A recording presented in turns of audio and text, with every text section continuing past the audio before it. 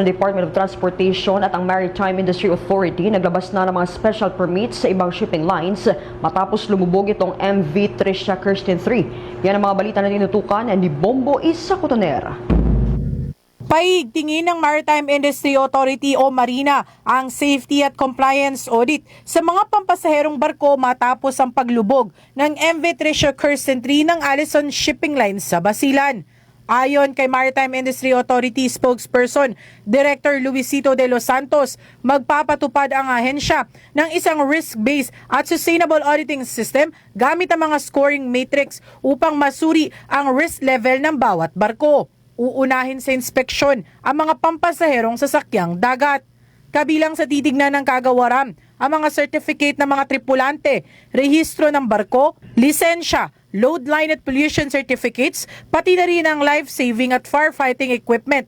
Susuriin din kung sapat ang kakayahan at training ng mga crew sa mga safety procedure. Sa part po ng enforcement service sa Marina, we would like to come up with a policy that is sustainable, hindi lang po a band-aid solution. So the idea is we're going to develop, scoring matrix sa pag-assess po ng risk level ng ating mga barko. So this will be on a per vessel basis. Uunahin po natin, of course, yung mga passenger ships. May point system po dito na dapat yung mga operators alam po nila na i-assess din ang risk level ng kanilang barko. Because with the few people that we have in Marina, mahihirapan po tayong isasagawa yung comprehensive safety audit ng 2 months or in 3 months. Dapat yung makabuluhan po na safety audit at maintindihan naman po siguro ni Secretary Lopez.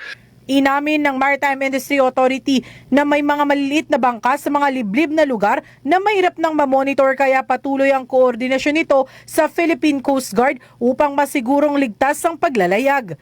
Samantala, sinabi ng kagawaran na 12 operational vessels ng Allison Shipping Lines ang kasalukuyang isinasailalim sa audit kasama ng Philippine Coast Guard.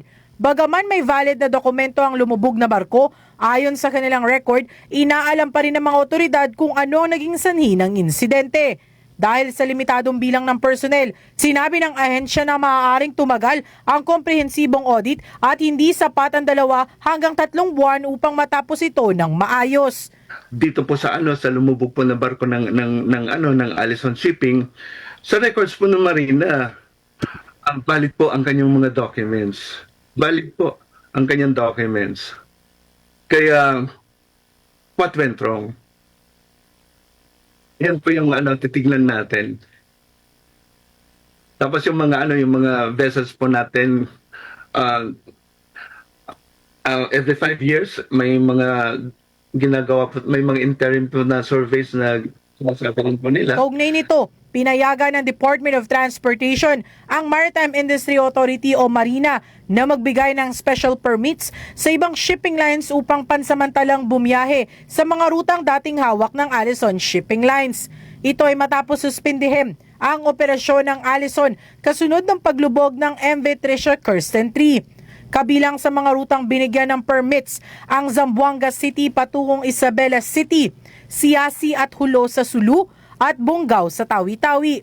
Kasama rin ang mga rutang Pulawan, Dapitan City, Dumaguete City, Siquijor o Larena. Inaasahan ding mabibigyan ng permit ang rutang Zamboanga papuntang Lamitan City at pabalik. Samantala, tiniyak ng Philippine Coast Guard na handa silang magbigay ng libreng sakay sa mga pasahero sakaling kulangin ng mga commercial vessels. Mula sa lungsod ng Maynila, ito si Bombo Isa Cotoner and this is Bombo Radio Philippines. The #1 and most trusted source of news and information, Basta Radio, Bombo. For the most trusted source of news and information, visit our website at www.bomboradio.com. Follow us on Bombo Radio mobile app, Facebook, YouTube, TikTok, and X, formerly Twitter. Like, share, and stay connected. Anytime, anywhere.